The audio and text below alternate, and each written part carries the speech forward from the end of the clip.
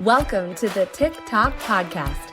The clock is always ticking, so let's synchronize our watches and dive in. I'm your host, Callie Brigham, and I'm here to help you make time for what matters.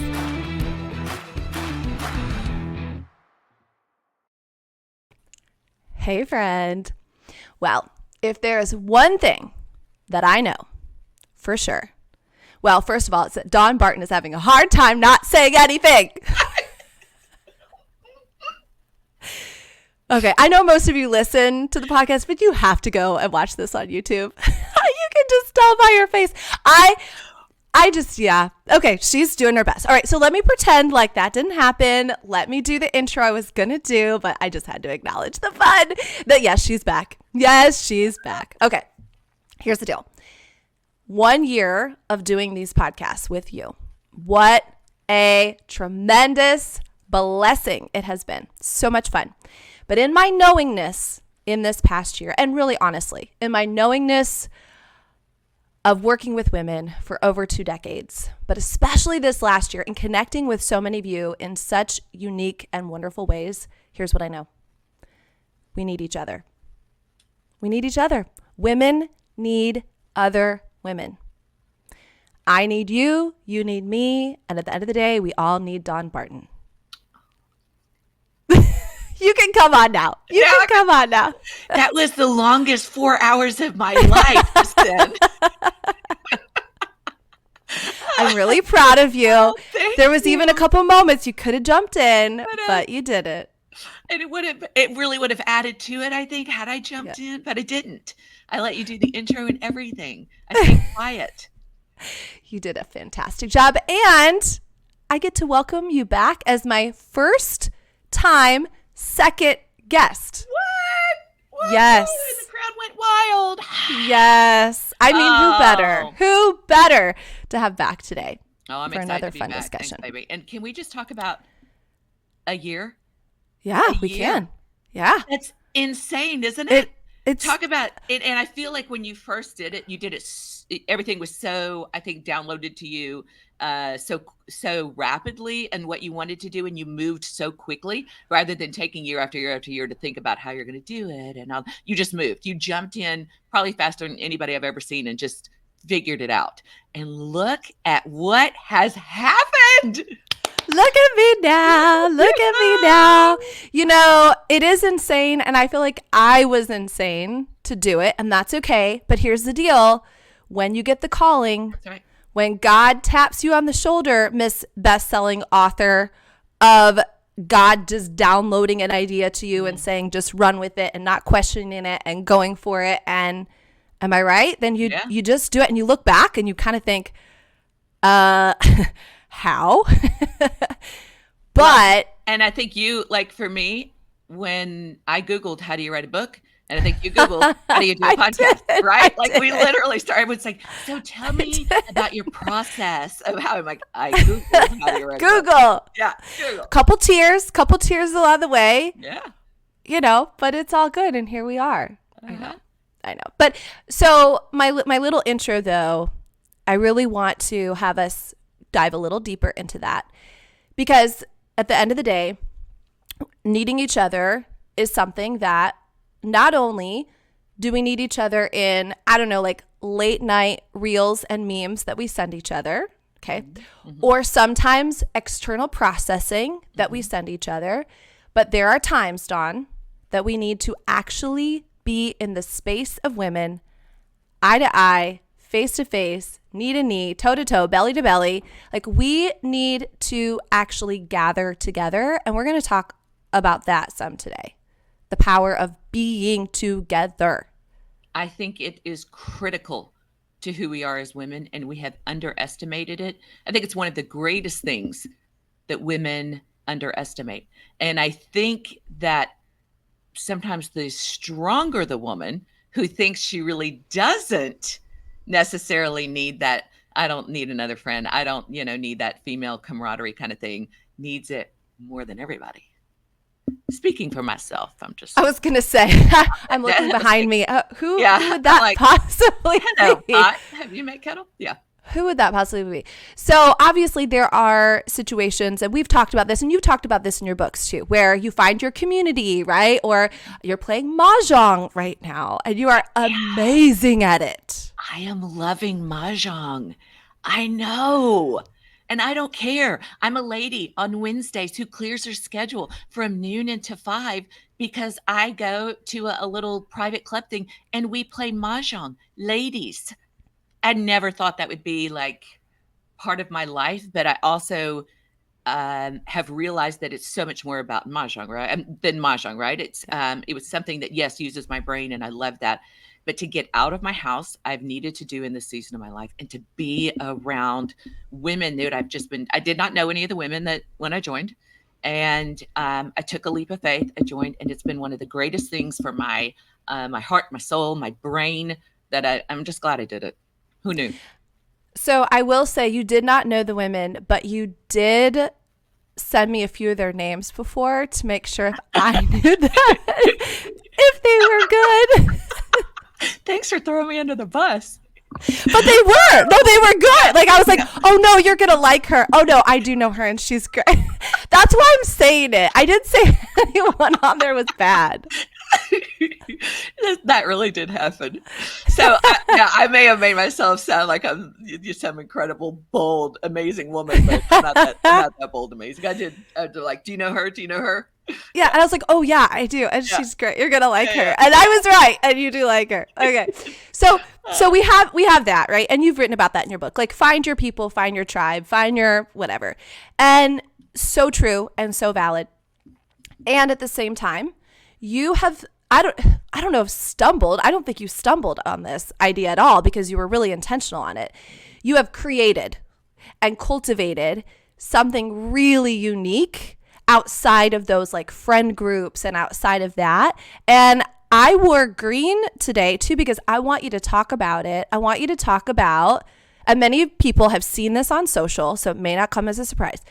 I want to talk about the retreats at Trinity that you do for women that, again, is outside of the sphere of my church friends, my soccer mom friends, okay, can we talk about the retreat at Trinity? Yeah, it's my favorite thing I do. I truly never in a million years did I think I would be a woman hosting retreats. And then, kind of what Midlife Battle Cry was born out of, the retreats were born out of, which was this entering into a season of life when at that time I had left direct sales where I was very successful and kind of walking into this sort of caretaking season of life, which is, I don't know if you know, it's like the least sexy thing in the world to do. And I felt so forgotten. I just felt forgotten. I felt invisible. I felt like I didn't have value like I used to. I didn't have the purpose that I felt like I used to have at all. And I just, like I said, I felt so invisible.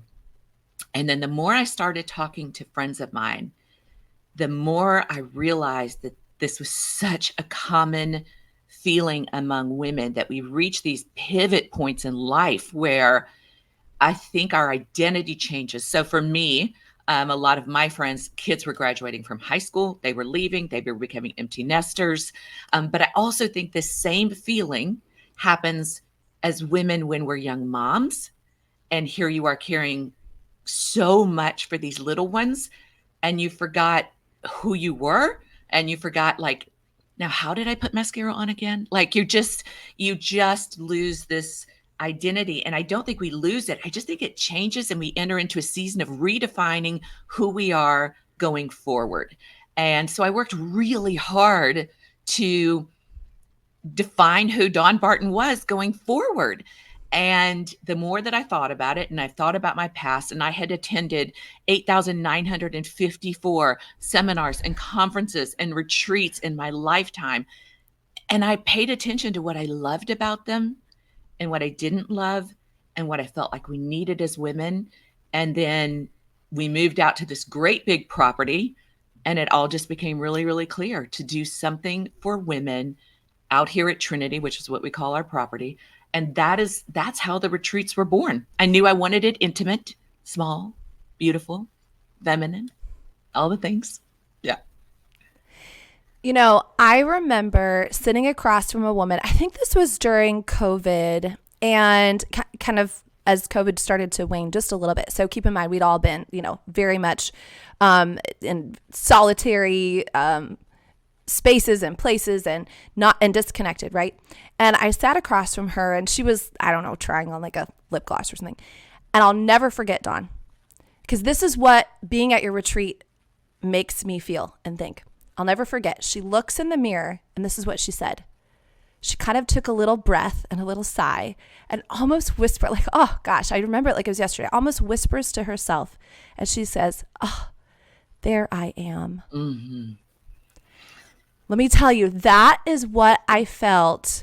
No, so I've been to two. I can't believe that's a shame. But remember that soccer mom life? Yeah, that kind of has taken over. I've been to your very, very first one. Yep. And then I got to come back as a mentor again just a month or so ago. Yep. And experience it again. That's what I felt like the feeling was this, and not a shout. Although later on, like towards the end, the shout comes. But the first feeling was this little sigh. The shoulders relax for a minute and they whisper, there I am. Mm-hmm. There's that, you remember that movie Avatar? And sure.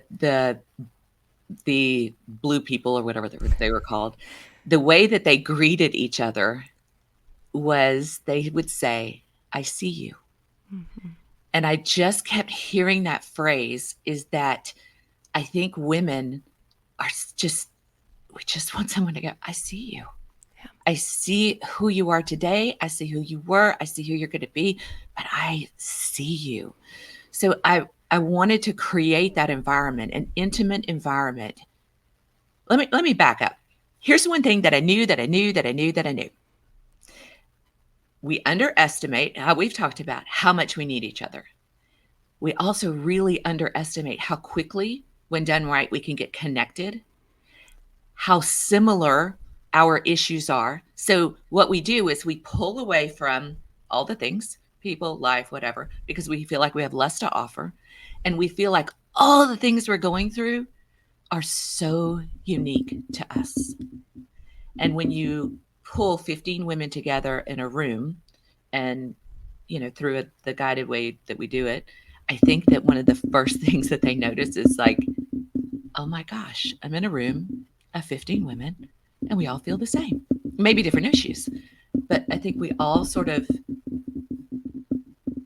we feel alienated a lot of times. And when you get to talk with somebody else and that's kind of like me too, and she looks at you and she's like, I see you and I know you see me.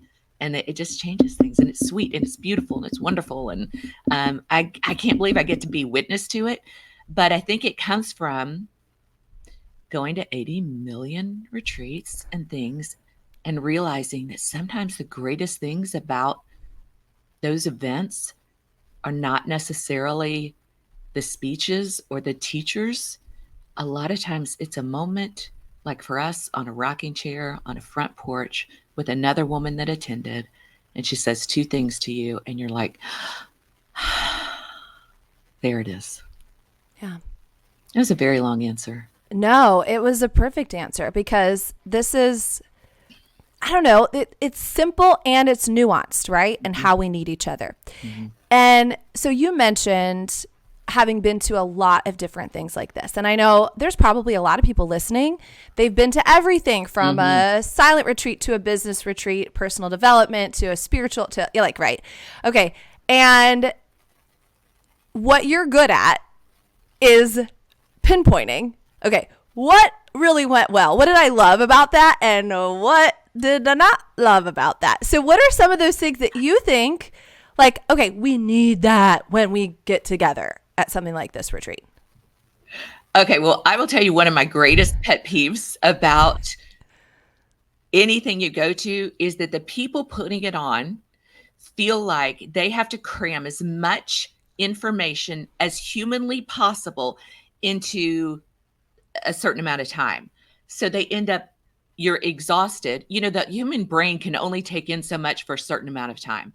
They do not give space to process or to feel or to connect, because what women are going to remember after something is who they met and how they connected with them. They're going to take some things away that shift them, but that connection is so key. I remember going to a beautiful retreat, and I was so annoyed that I couldn't talk to some of the other women because it was so important for us, like class.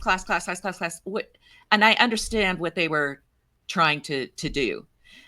I will also say that at one point I did an entrepreneur retreat, because I will say that in my wheelhouse of giftings, entrepreneurship is high up there. I did one of those retreats and I said I'd never do it again. And not because it wasn't great. It was because I knew that the core of the issues that almost every one of those entrepreneurs was struggling with was actually what we handle at a regular retreat. It had to do with her and where she was, not necessarily where her marketing was. And so I'm just like, I won't do that again, because I need her a few steps back, right? Because if the whole of you is not, I even struggle to use the saying best self, but let's just say on our, a healthier self, because I don't know if we're ever at our best self, right? Like at the ultimate, right?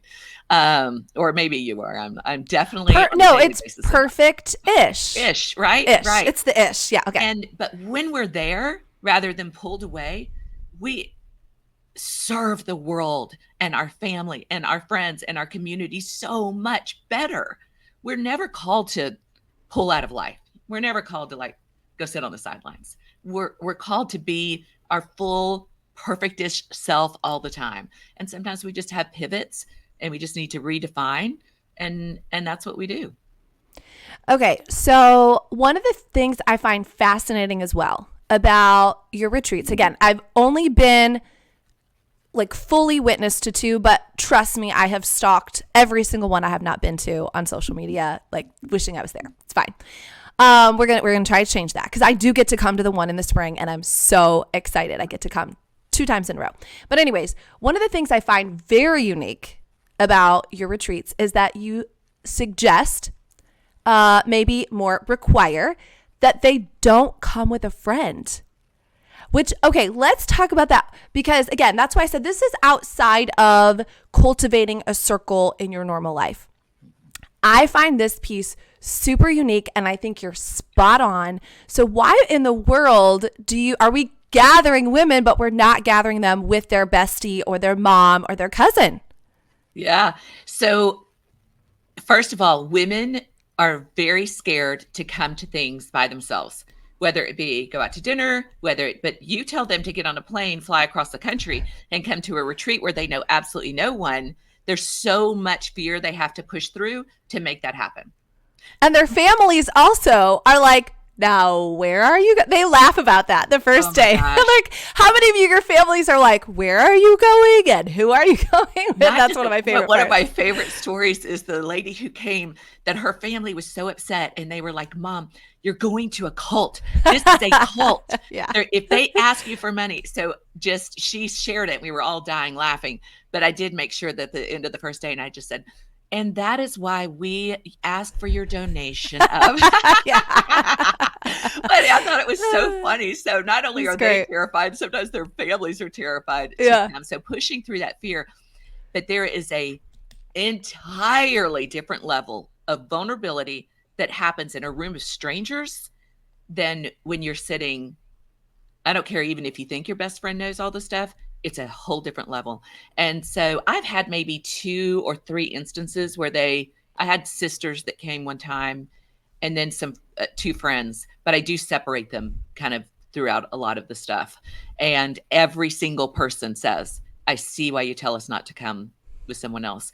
I think one of the things we do really well is getting attendees very connected and vulnerable really fast, and laughing a lot really fast. And so there's this, I wish I had perfect words, this beautiful, amazing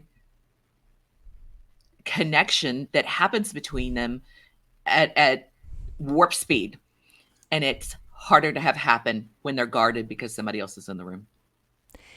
It is such a safe place. There is it, and you know why? And I have said this before. Even my mom was saying, how does she do it so fast? How is the without regrets vulnerability there, right? Like people really bare their soul and they open up so much, but they don't regret it. Like, have you ever done that before? You're like, I shouldn't have said that. Now they know. And that, okay, there's none of that. And so my mom was like, how does she do it? Because my mom's been to 1,000 retreats too. And I said, well, some of it's intentional and part of the gatherings that we do in your living room and all of that. But it's you, Dawn, and it's because you have chosen to go ahead and lay stuff out there, and you've chosen to share all the stuff. And when you do that, or we do that, or we just say to somebody like, I am going through it, this is tough, and not in like a woe is me way, but just a real way, that I think it's what you bring to the table there that is so unique. Yeah. And in this particular season, I have shared things going on that I haven't shared with the public, but I do share at my retreats. And, but once somebody puts things out there, anything that's dark and we put it out there, you immediately bring light to it, right? So you take away all shame, all inhibitions, all walls come down. And it reminds me of, we do retreats for moms with special needs kids once a year. And we were doing these introductions, and I'll never forget, she was the 5th person to introduce herself. And she said right off the bat, my daughter, who's in her 20s, has tried to kill me several times. And she was talking about the battles with her daughter's special needs, mental illness, all the things but when she said that, and she talked about the depth of difficulty that they experienced continual basis, it was like somebody took a hammer to a piece of glass, and everybody was honest. They were open. They told the real story. And I think that's what happens with and I don't want people to think you're coming and get ready, you're about to unload your deepest, darkest secrets. That's not what it is. But you'll just know. You'll know when you come what you want to talk about. Yeah.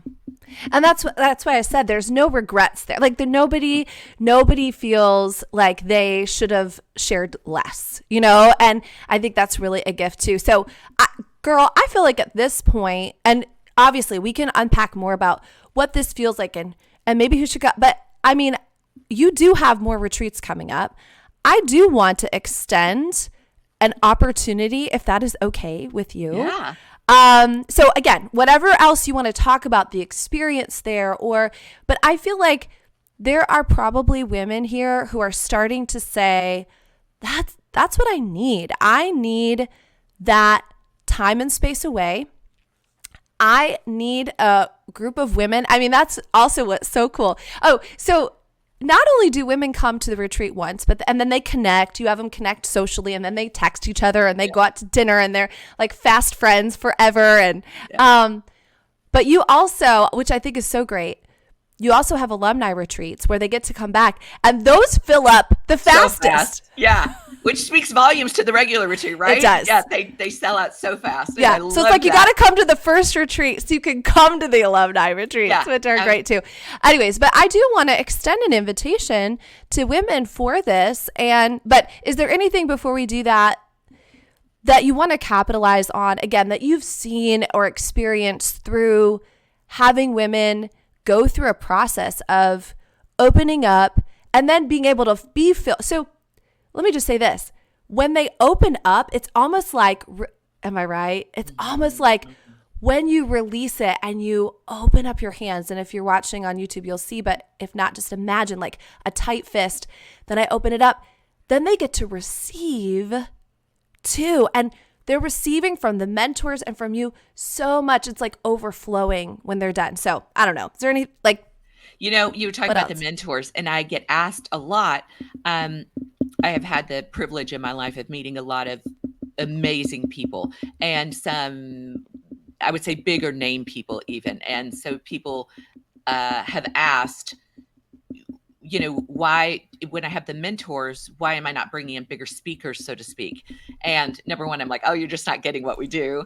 And number two, I wanted the women that are there, they are just, and you're one of them that I handpicked from the very, very beginning.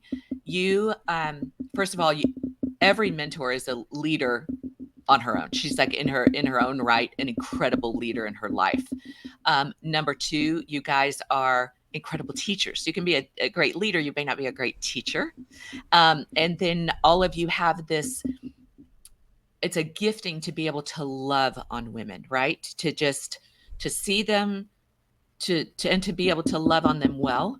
You all have a really deep faith, but the biggest thing, the people that I choose to have mentors, the biggest thing you have is an ability to listen and pivot. Because I think that is what makes the retreats at Trinity so unbelievably unique. And everyone says, I see what you mean. It's impossible to put this into words. Sure, they come from a Friday at 3 until Sunday at 5. They're here all day. They stay at the hotel. We provide the cars. It's this, I would say more high-end experience and everything they do. But every retreat is different, because I feel like God handpicks the women that are meant to be together. And I really have just like surrendered that. I'm like, have at it. Like I'm supposed to send the invitations out and he brings them together. And it never fails that the overall feeling that's there, so many of the issues are very common in that group of women. And on the Friday, we listen to that. We keep, so much of what we do as mentors is listen. And then Saturday, we pivot to teaching around that. And you got to be really good because everyone's like, I need you to explain to me what exactly I'm teaching on. And I'm going to need an outline. I'm like, well, can't do it. Can't. And that is very hard. So I knew in my gut from day one to choose women that I knew the core of who they were and their ability to work with women just profoundly, like in a deep, beautiful, soul-stirring kind of way. And you're the best of the best at that. Well, it is a sacred privilege, I would say, because you are walking into this space of women that, in some ways you get one shot there, and it's not to like put pressure on anybody, but you get one shot to do all those things that you're talking about. And we take it really, really seriously. In order to do that, it is the coolest, most exhausting and exhilarating week. And I say that for the mentors, because we are everybody else, like they are so energized and I was praying on my way there that last time on Friday, and I said, God, just use me up. And that's what I told you. I was like, I'm giving it my all. I want to be completely worthless by the time it's over, because that means I will have done my job. Yeah. Yeah. And I want to share with you, I think you even came to it's a heaviness, right? Because we have these women come in and I think one of the things we want to clarify is what Addie said to you, one of the other mentors, is we're not there to fix them. No. I think what we're there to do is, number one, remind them how seen they are. Yes. And I also say that it's a little bit like a really big hug and a foot on the behind with a push, like a kick in the butt, it's a little bit of a helping with a new direction, with clarity and knowledge and remembrance of who they are, but permission to create, to define this new woman, we're just reminding that the world's not done with them, we're the best. I don't care what age she is that she comes. She's the best she's ever been, right? She knows more. She's experienced more. She survived 100% of everything she's been through. And how do we use it to go forward? So I want you to share, if somebody is thinking that this is for them, what do they need to know? We're gonna I want to put in the show notes, I want to put a link if they're like, I think this is for me. I think this is the time for me. So what do they need to know if this is something that I think really would align with where they are right now, but also where they want to be, right? So it's progressive here. I don't want to just be in the same place. I want to move forward. I want to think differently. I want this group. So what do they need to know? Well, first I'll tell you who, you start to have a visual of who she is that comes to these retreats. And I would tell you she's 40s, 50s. Do we get ages on each side of that? Of course, but the majority is right in there. And these are women who are ready. I see that this retreat does best for the woman who is ready for something different, tired of being stuck, tired of feeling this way that she's flailing. She just doesn't have clarity anymore and ready to kind of fight for herself a little bit more. I have always, the retreat is not cheap. I have never tried to pretend it is. And I intentionally made it that way for several reasons. Number one, it's very expensive to do. But number two, there is something about having skin in the game. In the beginning, we did it to where we would give 2 on scholarship for every retreat. And what I learned is they didn't come. They didn't care. When they did come, they were kind of halfway in, halfway out. So there is something very impactful about having skin in the game, if you will. I don't mean that in a crass way, but you know that it does. But I also, we deliver an experience that is top notch from I call them from their delights, from the moment they arrive till they leave, the surprises and the giftings, from car service to everything being catered the entire time. As long as they get to town, they don't need much else. Like, if you'll just get here, we have everything taken care of for you. We spoil you rotten. And I think that they are, I've never had I say this we've had over 125 women come. Never has somebody said that wasn't worth it. And that they said it was so worth it. It was so worth it. Everybody raves about the food. So definitely plan to gain a little weight when you come. Because that's another thing I learned at other retreats. Don't let me go hungry. Like, I want to be able to grab something all day or day. If I'm having to learn that much stuff and having to process that stuff, by golly, I'm going to need some chocolate, right? Like, give me something. So we're there to keep your tummies happy as well. So, wouldn't you say that? Oh, yeah. Well, and I was also going to say, and cake and bacon and all the things. All the things. No, all the things. It is but so at the same time, it's all the little luxuries and the things, but they're in your home, like sitting on your couches and feeling like it's the beautiful combination of all of the above. They get to have their own room in a hotel, which, that in of itself right there. Do you know how many women have not done, like, it was their first time? That breaks my heart. I'll tell you something else that makes me sad is women who choose not to come because they've never traveled by themselves before. Like, it riles me up when fear is the thing that stops people from fulfilling something beautiful in their lives. And it does. So, Okay. So my question for you, what most surprised you? Because the first one, our first retreat, as you know, was a smidge of a disaster because we had a caterer that walked out in the middle of it. We were learning, right? As the very first retreat, it was beautiful and great. And the alumni retreat this year, I think it has 3 from that first retreat still, all this time later. I think we're 13 retreats in, something like that.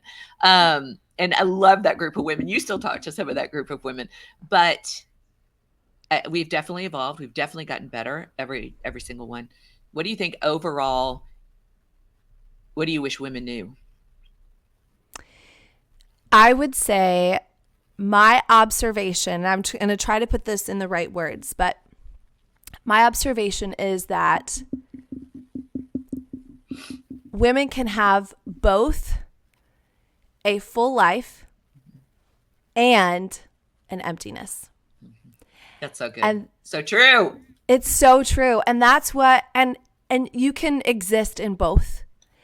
And when they come in, the projection, and I do this too, the projection is the full life, right? Mm. But what really I think needs to be addressed is where that emptiness is. And honestly, it's from all kinds of different places, right? It's from loss, it's from pain, it's from, anything you could imagine. And so watching that emptiness get filled up, and you take a picture on the first day. And of course, some of it's like nobody knows each other, right? But they're all standing so stiffly. They won't get next to each other. They're like giving each other space. We're all in the front row, like smiling, knowing what's going to happen. And then the last day, we take more pictures and they are hugging and laughing. Their faces are just full of joy, and they're just have this lightness to them, but also the fullness of where that was. And so I just feel like that's what I've experienced and what is so beautiful. And we have Stacy, who runs I could not do a retreat without Stacy. I mean, she has become one of my dearest friends, but she actually was an attendee at the very first retreat. And she said it was so life-changing for her. She was at a season, she had lost her husband and then lost her mother. I don't think it was that long. Her mother had passed not too long before she came. And she was, the woman that she was, I remember when she came, was so different than the one she is today, of course. But by the end of that retreat, to see the joy take hold of her. But she said it changed her life so profoundly. She said, I'd like to come and help at your next retreat. And she didn't come to the next one, but she came to the third one and has been here at every retreat since. And she's also a paid person. And that's another thing is that I want to pivot to is that we have a big staff. We have a lot of people that make this happen. And I think sometimes people try to throw together these retreats and they're like, I'm just going to have a bunch of women in and, I'm going to do some little goodie bags for them. It's going to be great. And we have so many people. I think we're 2-to-1 for the amount of people that work the retreats. So I just want every need of theirs taken care of. I want them to feel so loved and just this time to breathe that they just deserve. So Stacy has become I would die without Stacy. I mean, I would just die without Stacy. There would not be a retreat without Stacy. But she's such a beautiful example of the healing power of the retreat. And some come from, they've had loss, but some it's not a dramatic an event. You can be in a really good place, but know that there's more.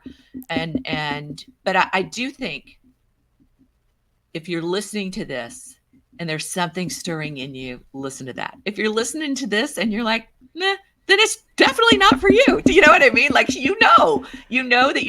when you're in the season of I know there's more and I'm stuck and I'm flailing and where did I go?